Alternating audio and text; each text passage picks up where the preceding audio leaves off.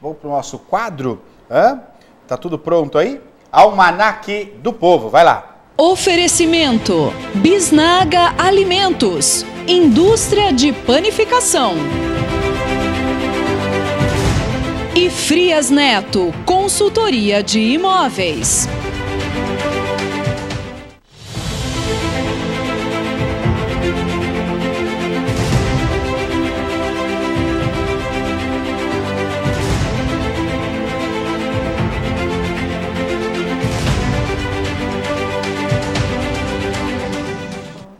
Almanaque do Povo e conosco aqui, Ailton, muito boa noite, obrigado pela presença. Boa noite. Boa noite, Neto, boa noite, caros telespectadores, boa noite a toda a nossa equipe. É sempre um prazer estar aqui às segundas-feiras para a gente conversar, olho no olho, cara a cara, e falar das questões que nos tocam na nossa cotidianidade. Hoje, Neto e nossos telespectadores, nós temos um convidado muito especial, muito especial. É o Marcos Jacinto. Ele foi coordenador, ele foi secretário estadual da Segurança Alimentar. Ele vai se apresentar. Marcos, boa noite, bem-vindo ao nosso programa. Boa noite, Zé. É um prazer enorme estar aqui prestigiando, né, minha primeira vez, minha primeira apresentação num canal de televisão, né, com tanta repercussão regional, né, que não estadual. O pessoal lá de Caraguatatuba também certamente estão acompanhando, o pessoal do Litoral Norte. Na verdade, eu sou conselheiro de segurança alimentar e nutricional. Na verdade, eu sou um militante da segurança alimentar, que é a garantia a uma alimentação adequada, de qualidade, em quantidade suficiente, sem deixar outras necessidades essenciais ao ser humano. Ou seja, é uma política que se iniciou aí, ou reiniciou em 2003, no governo do ex-presidente Lula, quando ele lança o Fome Zero, né, e se intitulou dessa maneira, e fortalece os conselhos estaduais de segurança alimentar e nutricional e também começa a se fortalecer os conselhos municipais. Perfeito. Então vamos falar um pouquinho, né, sobre a questão do Banco de Alimentos de Caraguatatuba, né, é uma referência, falando um pouco apresentando sobre como se organiza e o que é o Banco de Alimentos, né, como é que transforma, e algumas perguntas que a gente vai colocar aqui também, desde a falta de comida. Muitas pessoas estão falando hoje de comida não falta, o Brasil tem pessoas que não passam fome. Eu já ouvi isso, eu queria a opinião de vocês, e também a qualidade de não desperdiçar, né? Como a gente não desperdiçar comida, desde na hora que sai lá da mão sagrada do agricultor, passando pelos distribuidores, indo para os mercados e chegando até o nosso lar. Vamos falar um pouquinho sobre isso, mas apresenta para nós sobre o Banco de Alimentos de Caraguatatuba. Marquinhos, posso? Essa é uma pergunta muito pontual que o Neto faz, porque de fato existe já um conjunto de ideias que estão sendo lançadas de que no Brasil realmente não passa fome, que no Brasil não há fome e que, portanto, esta realidade não nos toca. O Marcos Jacinto fez um trabalho juntamente com a prefeitura de então, fiz um trabalho muito interessante, onde eu tive o privilégio e o prazer de trabalhar como colaborador desse projeto, e gostaria que o Marcos então nos falasse mais ricamente sobre o que é o Banco de Alimentos e a questão do desperdício. Então, na verdade, enquanto conselheiro do Estado na época, Conselho de São Paulo, impossível não falar do Dom Mauro Morelli, que era o nosso presidente na época, bispo emérito do Duque de Caxias. Ele fundou os Centros de Referência em Segurança Alimentar e Nutricional, que é o CRESANS. E ele nos concedeu aí o privilégio, né, de trabalhar, que está sendo mostrado aí agora, essa é a inauguração do CRESANS. O prefeito, na época, em Caraguá, que na época era o Aguilar, que é o pai do atual prefeito, ele prontamente, né, resolveu assinar o convênio. E aí, então, nós criamos este Centro de Referência em Segurança Alimentar. Um centro de articulação de políticas públicas voltada à garantia ao alimento. Porque você precisa garantir o acesso ao alimento. Que não é só o acesso ao alimento. Nós temos, né, um problema no Brasil, onde que se aumenta muito a obesidade, sobrepeso. Nós temos vários problemas, vários fatores, né, relacionados à saúde, inclusive, de você garantir o acesso ao alimento. Então, o Centro de Referência ele foi criado nessa perspectiva de criar essas políticas públicas, junto ao Conselho Municipal de Segurança Alimentar. Ele é um instrumento, né, do Conselho Municipal de Segurança Alimentar com a finalidade de criar essas políticas públicas. Marcos, me permita fazer uma pergunta. Na prática, como que funcionavam os bancos? Havia uma coleta? Havia pessoas da comunidade que participavam dessa coleta? Para o nosso telespectador de casa, que talvez não está tão inteirado em questões de políticas públicas, mas na cotidianidade, como que funcionava efetivamente o banco de alimentos na distribuição, coleta? Quem trabalhava? Sim, muito bem, muito boa pergunta. Como eu estava falando, a questão do Centro de Referência, nós criamos um Banco Municipal de Alimentos. O governo federal já tinha o programa, o Banco Municipal de Alimentos. É aquilo que eu sempre falo, Frias Neto, Padre Ailton, a política, você cria uma política pública em âmbito nacional, você deve adequá-la ao processo municipal, porque o que acontece no município, às vezes, não é o que acontece em todo o país. A forma ela é geral, mas a forma de você implantar essa política pública. E o Banco de Alimentos em Caraguatatuba, nós trabalhamos ele com conselhos e conseguimos fazer com que toda a comunidade pudesse trabalhar e atuar como voluntário do Banco de Alimentos, onde nós chegamos a ter 112 voluntários e todos os doadores, nós chamávamos de sócio-doadores.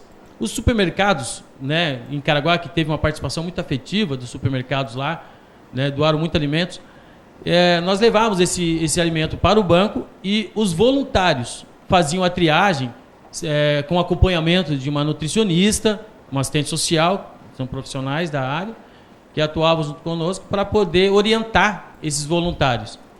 Em contrapartida, eles faziam essa triagem dos alimentos e nós aplicávamos no banco e no Cresans educação alimentar. Então, o que você falou é muito importante. Eu acredito que não mudou em nada. 39% de todo o alimento produzido no Brasil é desperdiçado. São milhões e milhões e milhões de toneladas. Então, você veja, os supermercados, por exemplo, nos supermercados se perde muito alimento.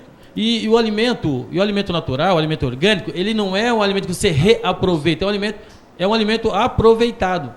Onde o alimento ele sai das bancas, dos mercados, em condições de consumo.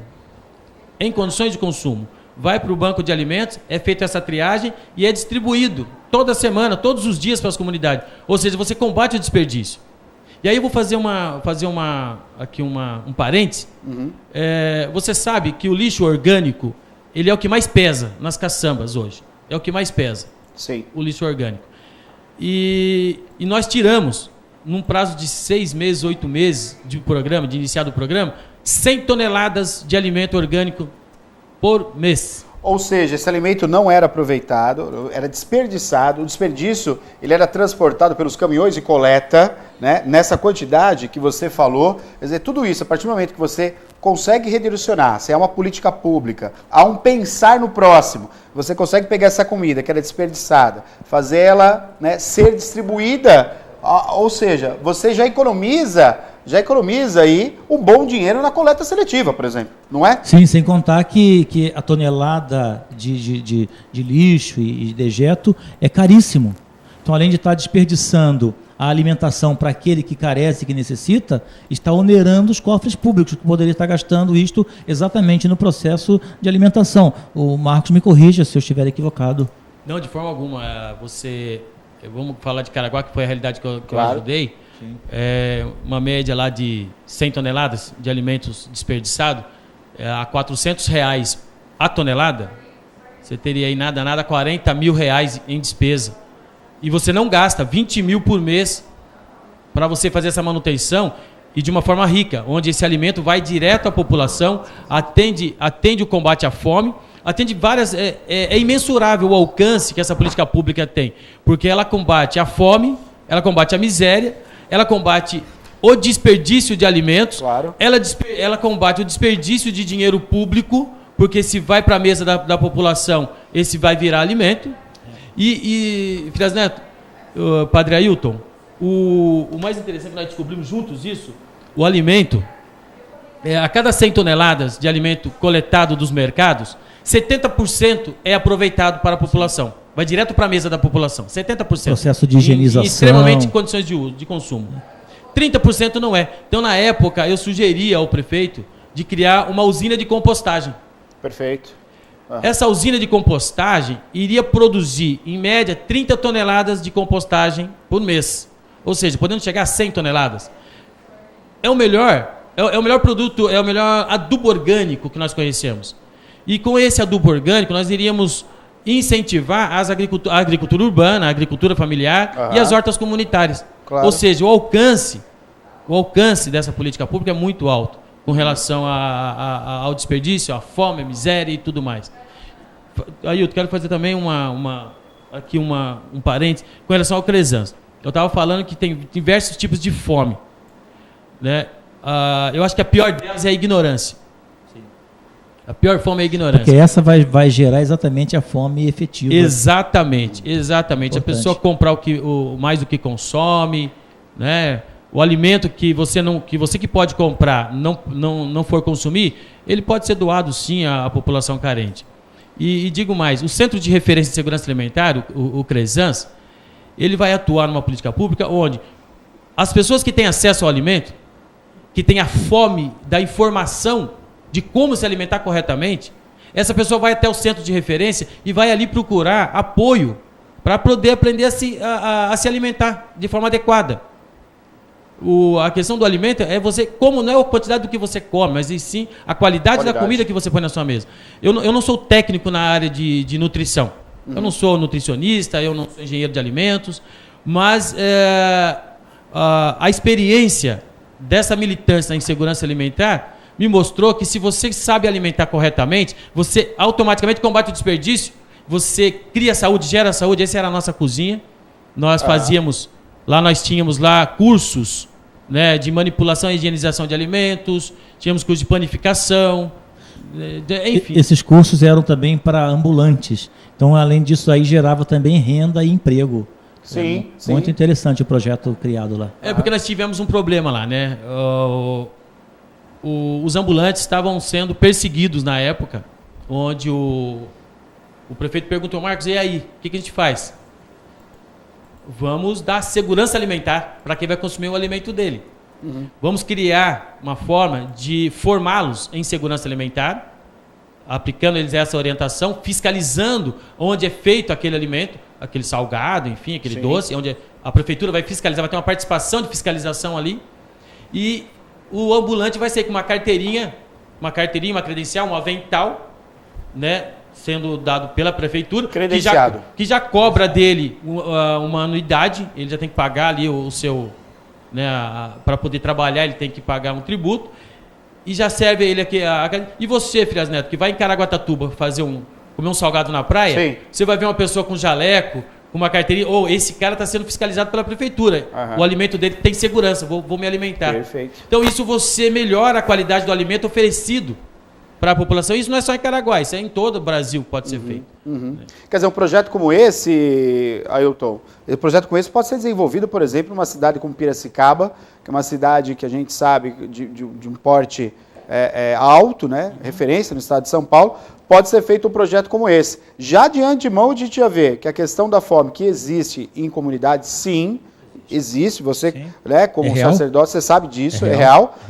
O problema que a gente está vendo em consequência de empresa que é responsável pela retirada do lixo, quer dizer, você vai diminuir a quantidade, né, como em Caraguá teve esse número altíssimo, que diminuiu em peso, ou seja, aqui também é um projeto como esse que é muito bem-vindo em qualquer cidade desse país. E esse é um projeto que não demanda uma quantidade muito alta de valores da parte do poder público.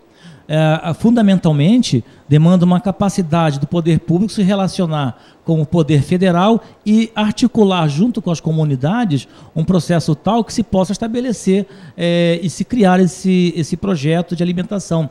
E outra coisa muito importante são os reflexos que que essa questão alimentar gera. Além da economia nos cofres públicos, na questão do lixo e outros mais, a economia também no quadro da saúde, porque uma boa alimentação, sendo bem acompanhado, a visita aos postos médicos em razão de uma doença oriunda pela fome ou pela má alimentação, ele vai cair também consistentemente. E o outro maior gancho que eu penso nesse projeto é exatamente o resgate da cidadania. Isso é fundamental, Neto, Marcos e nossos telespectadores, é o resgate da cidadania. Porque quem tem fome, sofre. Quem tem fome, tem pressa, tem urgência. Então, sem dúvida, esse é um projeto que não é um projeto absurdo de se fazer. Nós temos condições, temos parceiros, porque os poderes particulares, quando uma vez verificado a grandeza, a largueza desse projeto, eles também abraçam. Esse é um projeto que foi muito interessante. Lá em Caraguá, Marcos, houve uma percepção da parte da prefeitura na questão da saúde? Você percebeu que, de fato, esse projeto auxiliou na redução de doenças? Nós tivemos lá, Ailton, uma localidade que nós escolhemos, né, para estar investindo mais e ter ele como um piloto. A gente percebeu que as crianças que se alimentavam, que tiveram mais acesso a um alimento mais saudável, porque assim, é assustador. Vocês viram aí esse documentário que fizeram a respeito da política pública, e você percebia a alegria que as crianças tinham de chegar à van, né, com o alimento, e elas poderem se alimentar com alface. Os nossos filhos não comem alface. Olha só. Eles pegaram a van que eu dirigia, né? Exatamente, padre.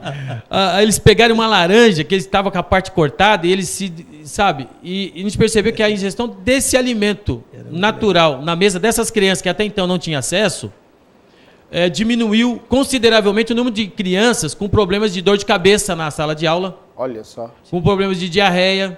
Porque são males. Porque a ausência de nutrientes dentro do seu corpo é o que provoca esses males. Gera doença. Exatamente. Sim. E a criança, quando ela vai para a escola, principalmente na periferia, a estratégia de uma criança que sai de casa alimentada é aprender. É a estratégia da criança que sai de casa alimentada, que tem a dignidade de tomar um café da manhã e ir para a escola. A estratégia da criança que sai da periferia para ir para a escola é comer. Ela não vê a hora de chegar o momento da refeição, que vai ser a primeira refeição dela. E nem consegue se concentrar. Isso é muito triste. Com fome, né? Com fome porque ela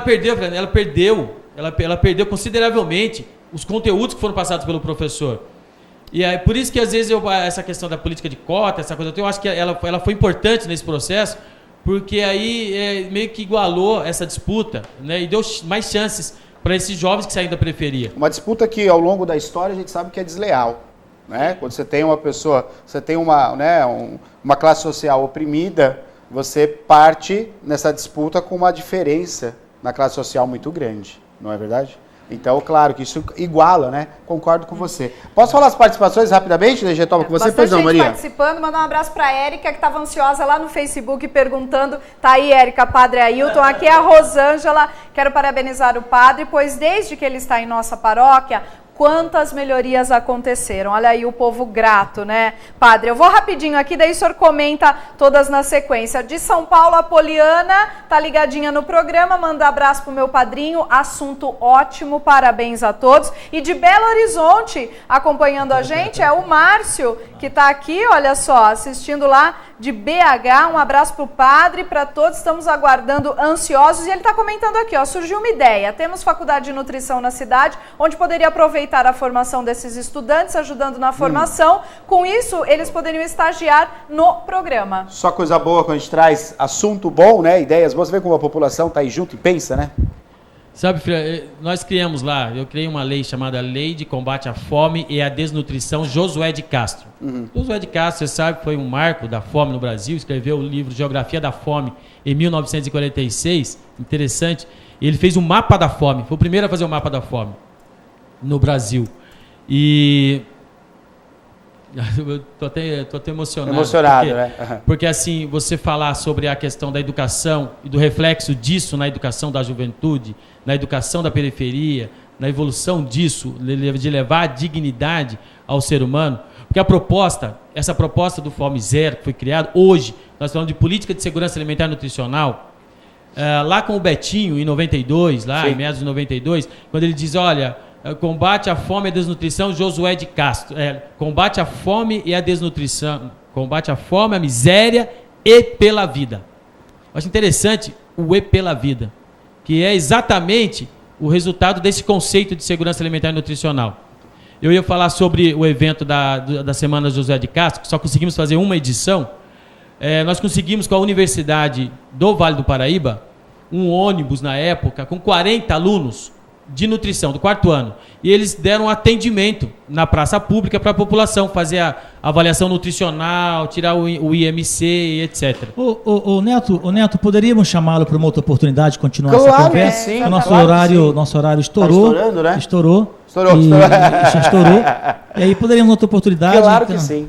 Um grande abraço a todos e até semana que vem, com a graça de Deus. Marcos, olha só a despedida aos nossos telespectadores. Muito obrigado, Marcos. Quero agradecer a oportunidade de todos, quero agradecer ao Padre Ailton, sobretudo o Padre Ailton, que tem um foco muito grande nisso. Quero agradecer a você que está ouvindo, a você que está participando, agradecer em primeiro lugar, aliás, a Deus, nosso Pai Oxalá, aquele que nos proveu a vida, e é por esta vida que nós lutamos, é por essa vida que nós vamos morrer lutando, porque é a garantia dessa dignidade humana. Muito obrigado pela participação, Maria. Ótima noite a todos e até amanhã. Obrigado a todos, fiquem com Deus. Tchau.